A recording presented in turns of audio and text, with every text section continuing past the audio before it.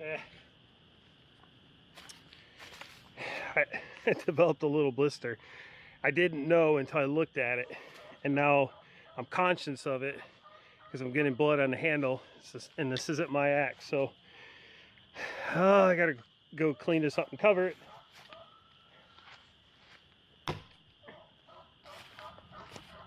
Otherwise, it's gonna prevent me from giving it my all.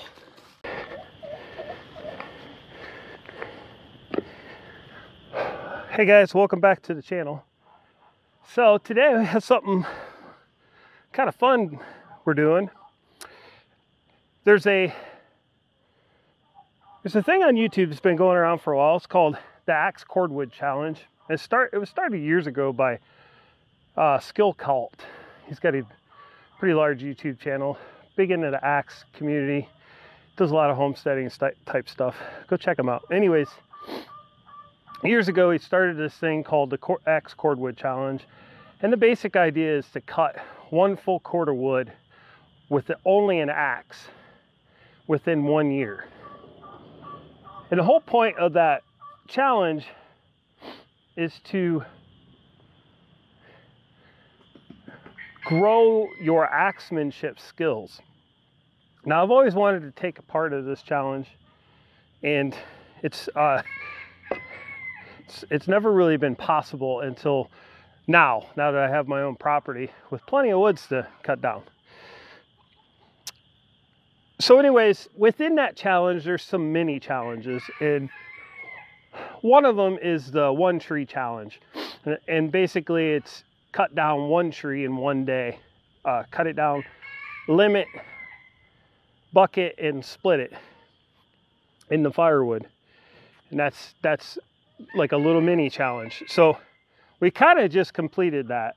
Although this is a bit small of a tree for what I think would be an honorable entry. So I'm not really going to enter myself into that mini challenge.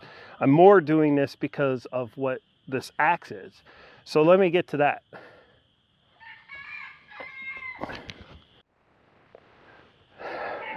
So Matt, Vintage Axe Hoarder, he's got a YouTube channel. I'll put the links in the description below. Actually, I'll put links to everything I'm talking about in the description below. Make sure you catch out. Make sure you check out my buddy Kevin. He's in charge of the Axe Cordwood Challenge now. He's doing a really good job of keeping track of everything and explaining everything. So go check out his channel for everything Axe Cordwood related. Matt, Vintage Axe Hoarder, go check him out for this axe. So basically he hung this axe. It's a 3.5 pound, what is it? Bell Systems. Kind of a Dayton pattern. He hung this axe on a handle he made. This is a 28-inch hickory, I believe it's hickory handle. He made it, hand carved. He's really good at this. It feels like it's got a bit of an octagon to it, a little bit. It's a very nice hang, very nice axe. But the idea is to see how many people can use this axe to cut down trees, and to see how many trees it could cut down in a season. So I think I'd be the 4th person to get this axe in the mail and use it. So I just finished up this hickory. I got a cherry right there. I had to get this hickory out of the way to get the cherry. I'm gonna try for this cherry next. It's not leaning the way I want it to go, so I don't know how this is gonna work out. But I'm gonna go ahead and drop that one next, and then process that tree with this axe. Overall, I like this axe. It works really well. I probably should go sharpen it, but it still feels pretty good. He did make a little leather sheath for it. After he got woke up by a freak accident, you'll have to go to his channel to get the details on that. But if you're interested in getting involved with this axe traveling axe. Look, we'll call it the traveling axe. If you're interested in getting involved with this, make sure you contact Matt, Vintage Axe Hoarder, and he'll put you on the list. So as soon as I'm done here today, I'm putting this thing in the mail tomorrow. It's going off to the next person so we can keep this thing rolling. That's the only stipulation, I think, is you gotta be able to process the video and pretty quick.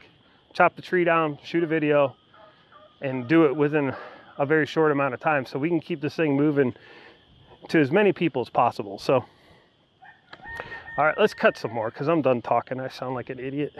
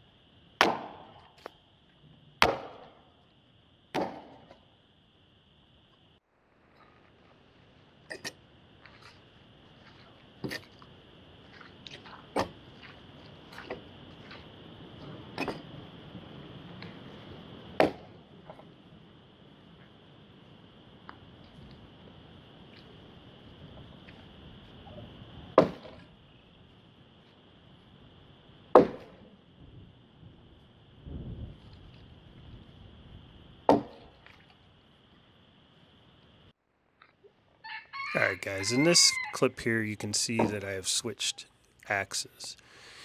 And I'm having a hard time with this video. There's a lot of footage that did not make it to my editor. I think it has something to do with the age of my computer and program. So, it's time for an upgrade. But for now, I'm working with what I have. So in the video I talked about the hot spot on my hand was getting too much to handle. The pain was getting too much, and I didn't want to stop chopping for today, so I switched over to this Grand Force to continue on with this tree. I think the hot spot was from a high spot in the handle that if it was my axe, I probably would have just sanded it out. But it's not my axe, and it's not really the fault of the handle. It's just I have a different grip than Matt, who made the handle. So no big deal. I just switched to another axe here, and this is the Grand Force American felling axe.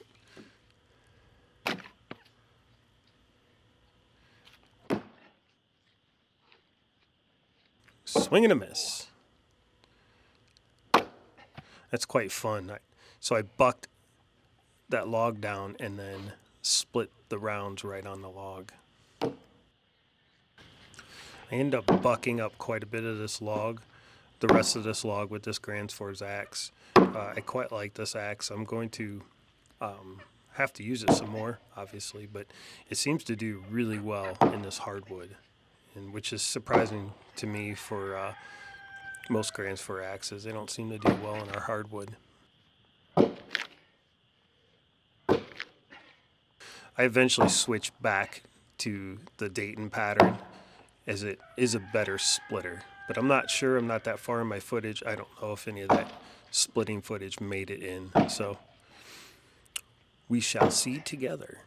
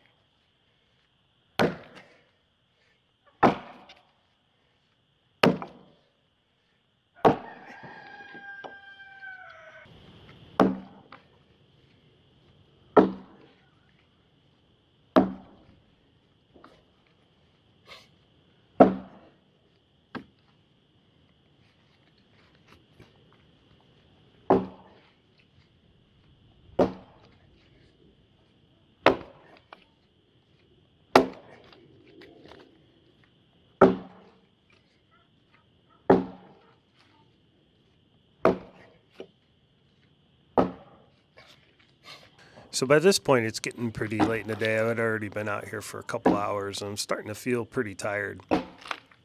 So I think I do a couple more bucks here, and then I finish off the finish off the rounds.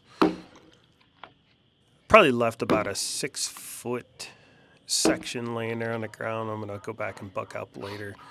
But overall, I got quite a bit of wood processed. I mean, it's definitely equivalent to a 1 tree per se, and this round that I'm working on right now would probably be ideal for firewood if you were going to do the cordwood challenge. I don't know what the diameter of this tree is here, but this would be ideal because it's easy to buck, easier to buck, and then usually one split in the firewood's perfect size for just about anything. Now, with my outdoor wood boiler, I wouldn't even have to split these. I could throw them right into the wood boiler, but I'm not quite sure if I'm going to try and do a full cord or not. I'd like to, for sure, but I do have a lot of things on my plate, so I don't know if I can take on the challenge or not. I think what we'll do is I'm not going to commit to it, but I'm going to spend as much time as I can swinging an axe, and at the end of the year, if I end up with a cord of wood because of it, all hand split or hand cut, hand split with an axe, then I guess that's pretty cool. But it does give me an excuse to test drive some of my axes.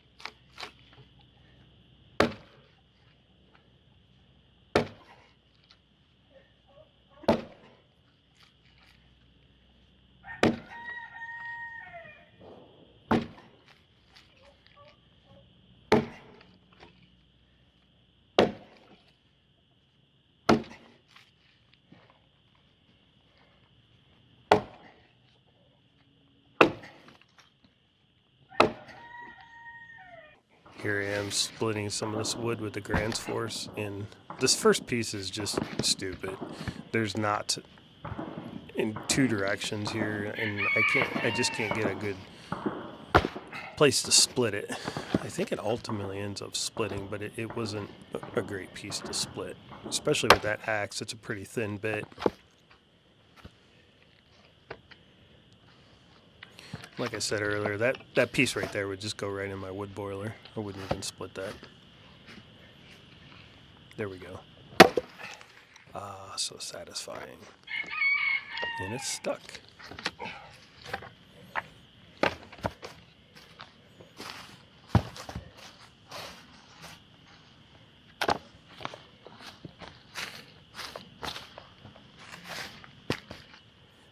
Now I'm going to switch back to the Dayton because I recognize that it's going to be a better splitter.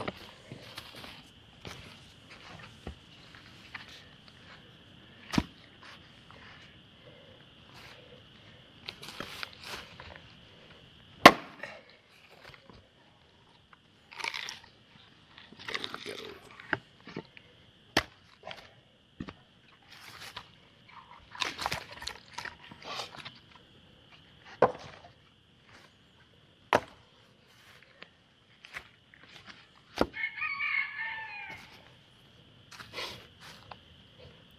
I gotta say, I quite enjoyed doing this. It was very nice to just go out and process some firewood with just axes. It was very quiet and relaxing.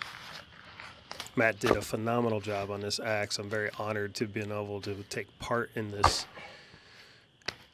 collaboration, I guess you would call it. It was very fun.